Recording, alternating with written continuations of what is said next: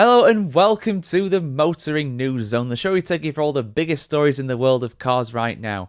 This week, a teenager wrecked a golf course with his car because he claimed that he was bored. Police ran over a hit-and-run victim while they were waiting for help. And Ford are complaining that they cannot fill their 100k plus salary positions in their workforce. Find out why and a whole lot more in today's show. If you're watching on YouTube, skip to the timestamps in the video description to watch the story that you're most interested in. So, without further delay, let's dive in. I cover a lot of stories here on the channel, guys, where I'm absolutely dumbfounded. I am gobsmacked. I am flabbergasted. Any kind of thing to basically say that I'm speechless. What I've just witnessed. You can't see any of the actual nastiness, if you will, with that, but you can get an idea of what's actually happened. Now, you might be wondering, well, why are you beating around the bush so much? You know, well, what has actually happened here? Well, a police officer was responding to a hit-and-run incident where a person was on the floor, on the ground, on the crosswalk,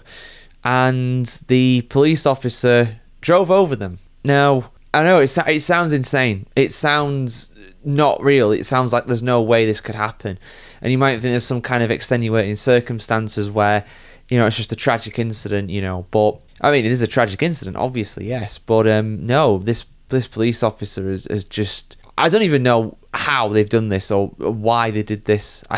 I mean, more's going to come out in the investigation, I'm sure. But, yeah, absolutely horrific. I will show you the video as we go through this, guys. But let me just set the scene for this, and then we'll get into it. A Virginia police department has released dashcam video footage showing the moment one of their officers ran over a 62-year-old woman who had already been struck by a car in a hit-and-run. Fairfax County Police Officer Jalyn Phillips was dispatched to the scene of a hit-and-run on September 23rd in the Mount Vernon area, when someone in a black Mercedes struck a 62-year-old Trina Jones and then fled the area. Dashcam video released by Fairfax County Police shows Phillips slowly pulling up to the scene. As he crosses an intersection, a blurred image of Jones's body is seen in the middle of the road, and Phillips drives over her.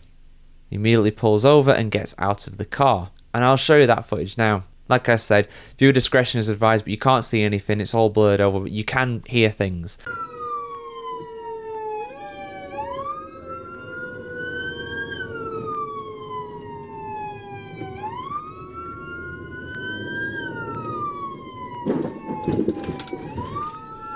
Please do not tell me I just ran her over.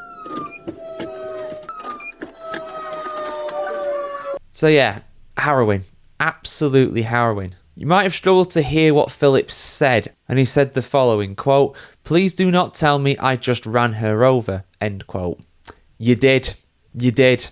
Why you did this, I do not know. According to WRC, witnesses told police that they encouraged Jones to get out of the street after she was struck the first time, but she refused to move from her position on the road until an officer arrived. Authorities said that after the officer ran her over, medics who also arrived at the scene began performing life-saving measures. Unfortunately, they were unsuccessful in bringing her back. She was rushed to hospital and pronounced dead on arrival. Attorneys representing Jones's family tell WJLA that Jones's injuries from the initial accident were not life-threatening and that she was still conscious when Phillips arrived. They claimed that it wasn't until the officer ran her over that she sustained fatal injuries. David Haynes, who's the managing partner for the Cochran firm involved in this case, said the following, quote, "I don't think in my nearly 30 years of practicing law in this area that I have ever seen anything quite like that video. It's very upsetting, it's very disturbing," end quote. Indeed. Police Chief Kevin Davis said that Phillips was driving somewhere between 14 and 17 miles per hour,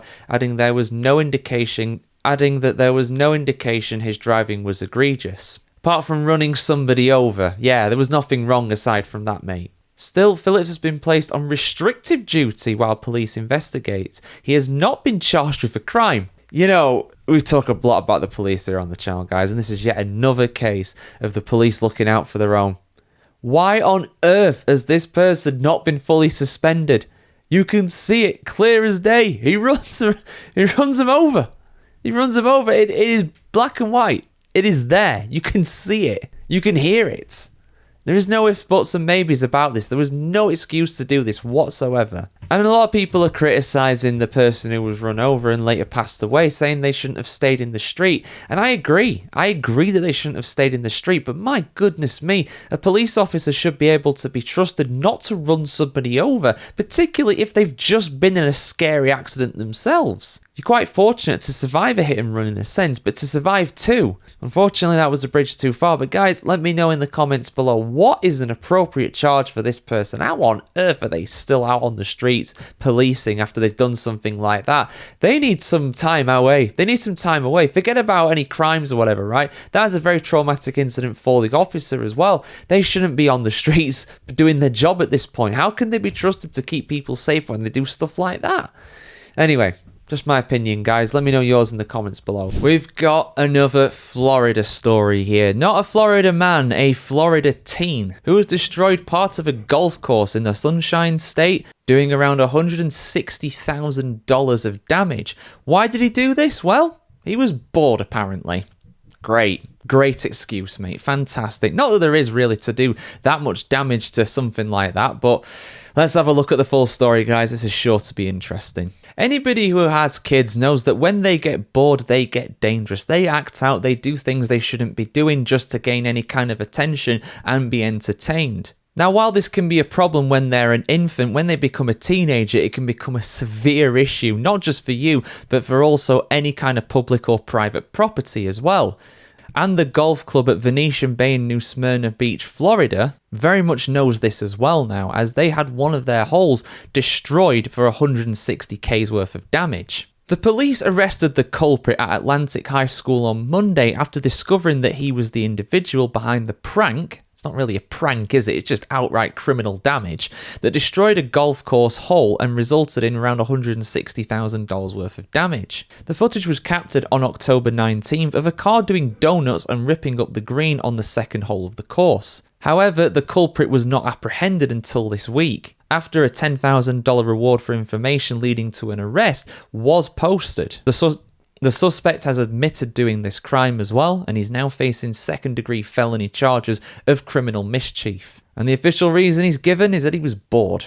Volusia Sheriff Mike Chitwood stated, quote, "He confessed to causing the damage because they were bored. Didn't think there was anything else to do at 2:30 in the morning." How about sleep?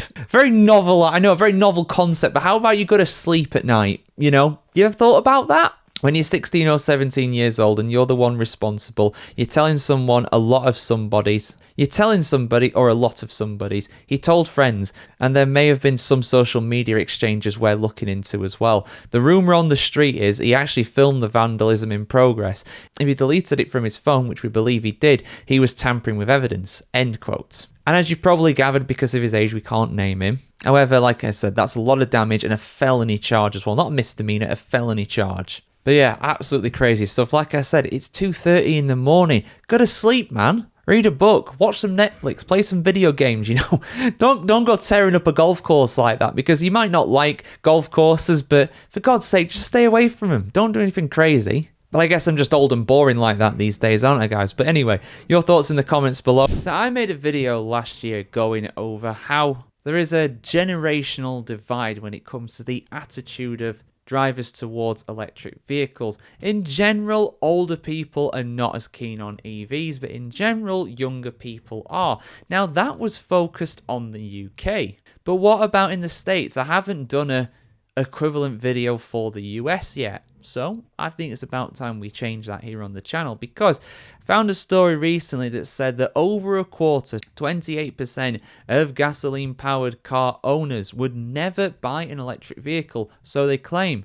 But there's a bit more to it than that. Let's have a look. Now, the electric vehicles had a troubled start to life over in the United States. Some people love them, some people hate them. The figures that some people love them, some people hate them, but the figures overall when it comes to the percentages of Americans adopting electric vehicles, making the change to an electric-powered vehicle, is far lower than a lot of other Western countries, particularly those in Europe. So much so, there's even rumours of the Ford F-150 Lightning, the electric version of the most popular vehicle in the United States, potentially being axed. And that's despite it being the most popular electric pickup truck And that's despite it being the most popular electric pickup truck on the market right now, even more popular than the Cybertruck. Although, it doesn't really take a lot to be more popular than that now, does it? But yeah, the Boston Consulting Group recently carried out a survey, and the results said that 28% of Americans who currently drive internal combustion powered cars, or gasoline powered cars for the most part, would never even consider making the switch to a battery powered electric vehicle, also known as a BEV. When you dive down into the data for this, it's even more interesting because there's definitely a skew when it comes to certain demographics that say they would never have an electric vehicle. 39% of responders 61 or older said that they would never consider getting an electric vehicle. However, for the 18 to 30-year-olds, millennials and Gen Zers, that drops to just 10%. So that means in general that older generations do not consider getting an electric vehicle as often, but the younger generations very much do. That's a huge difference. So in effect, the future of electric vehicles is assured, right? Well, yeah, not really. There's a lot of problems over in the US when it comes to that right now, particularly those tax credits that have gone away as well. So the sales figures for electric vehicles are set to take a bit of a nosedive as we round out 2025. And there's big differences when it comes to the US and other countries. Just take the differences between the US and China, for example. A similar survey was recently run in China, and 94% of people said that they would consider getting an electric vehicle. Just 6% said they wouldn't. However, there are quite a few people in the US that are considering getting an electric vehicle for the first time. Around 15% say they plan to get an electric vehicle for their next vehicle, changing from an internal combustion powered car. Interestingly, the figures for hybrid drivers is slightly higher as well. 20% of hybrid drivers surveyed said that they would get an electric vehicle for their next car. But yeah, interesting findings here, guys. Are you surprised by that? Do you find the figures a bit too high, a bit too low? Is that something that you agree with? Are you a younger person who will never ever get an electric vehicle? By the stats, you're still in the majority there. And if you're an older person, are you someone who really loves electric vehicles? I want to hear what you have to say on this, guys. I want to hear some alternate views here. Get them in the comments below. China has the largest electric vehicle market in the world, and they export their vehicles throughout the globe. A lot of people are predicting that China one day will dominate the global EV market, and a lot of signs have been pointing towards them being able to do that. A lot of their vehicles are very advanced, far more advanced than we get here in the West, and they're also notably cheaper as well. But some people are now saying that the EV market in China is imploding. Is the bubble bursting over in the PRC? We've seen this with their economy. We've seen this with other industries over there, such as housing. But what's happening to the auto market? What's happening to the electric vehicle market over in China? Let's have a look. The price of used electric vehicles is something we've been speaking about a lot here in the West. Indeed, it's markedly cheaper to buy a used electric vehicle than their petrol or diesel powered equivalents. But in China, you can actually buy a new electric vehicle for the price of a used one. Let me explain why. Because China is so desperate to set these targets for their EV manufacturers, and if these manufacturers don't hit their targets, whether they are new cars, whether they are used cars, then they get heavily punished by the PRC. Of course, the state and companies are intertwined in China. So the state very much has a vested interest in making sure that their electric vehicle companies are hitting the targets that they are meant to. So to help hit those targets, a lot of companies actually sell used electric vehicles that are in reality completely new. Of course, that's great when it comes to sales targets, but when it comes to revenue, it severely hurts them. They're effectively taking a loss on a lot of these vehicles. Because electric vehicles are so cheap in China anyway, can you imagine how much a used one would be? And again, in reality, it's new. It's brand new. And all of this means that the normal market order, the normal capitalist market that should be prospering over there is not quite hitting the revenue streams that it should be. And like a lot of things over in China, the effect of state ownership, the oversight of the state itself, a nanny state, if you will, in this regard when it comes to EVs, is severely hurting them. And something else that's hurting them as well is tariffs. Obviously, a lot of countries don't want to have China dominating the EV market because eventually, by their own admission, a lot of these countries, all the sales of new cars in the near future, 2035, 2040, whenever it's going to be, will be electric vehicles. So if China owns that, they own the car market. Maybe not now, but in the future. But over in China, like I said, a lot of these companies are struggling. In fact, a lot of economists have termed this an involution instead of evolution, involution, which basically means failing on oneself, regressing. And a lot of the funding that was being pumped into these Chinese companies as well, that has all gone away too. The Center for Strategic and International Studies estimated that the Chinese government pumped around 230 billion US dollars into the EV sector between 2009 and 2023. But that funding hasn't been maintained, so the EV companies are having to try and foot the bill themselves now. Which for now they're managing to do, but what if it downturns? What if there's issues when it comes to electric vehicles over in China? It's very much a house of cards that could fall down. If you take automakers in the West, Japan, if you take automakers in the West, in Europe and the United States, all of them, with the exception of the likes of Tesla and Rivian, who are EV only, most of the established players have at least some hybrids, some petrol-powered and some diesel-powered vehicles that they can fall back on.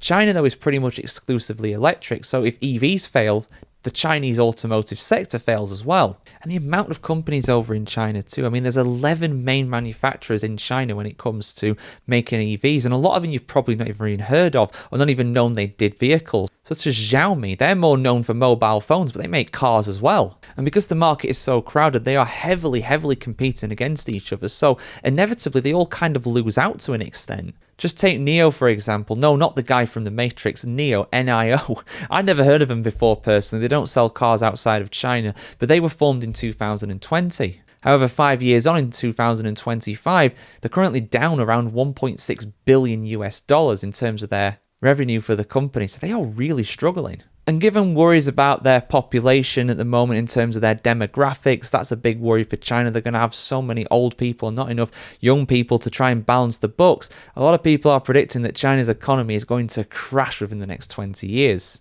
Just look at Japan, for example. They were basically in a recession for about 30 years. They were tipped by a lot of economists in the 1980s and 1990s to dominate the world, become the new global superpower ahead of the United States. However, that just didn't happen. Their growth slowed and even regressed. Now, I believe they have actually got out of this slump now, but their population has decreased. They've got so many elderly people and not enough young people to try and support them. It's a big problem.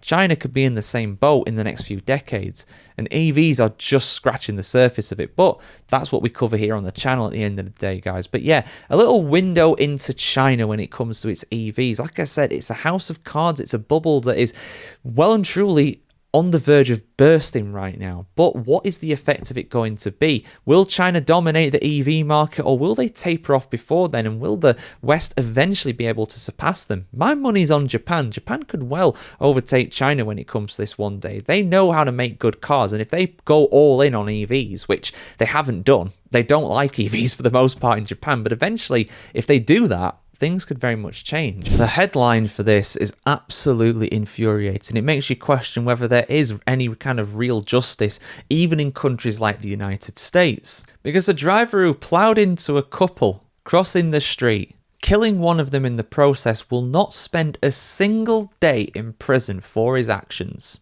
Yeah. Incredible, really, and in the worst possible ways. But how has this been achieved? How has this happened? Let's get into the full story. A man from Colorado received the legal equivalent of mercy after hitting a married couple with his car and killing the husband. In September, Samuel Robert Michael, 28 years of age, pleaded guilty to 1 count each of vehicular assault resulting in death, vehicular homicide, DUI, careless driving resulting in injury, and careless driving causing significant bodily injury to a vulnerable road user, according to the District Attorney's Office for the 23rd Judicial District when they spoke to Law and Crime. On Monday, District Court Judge Elizabeth B. Volz sentenced the defendant to 4 years of community corrections, which is the Mile High State's version of a halfway house. The Colorado Department of Corrections website describes the relatively lenient punishment as, quote, a sentencing or placement alternative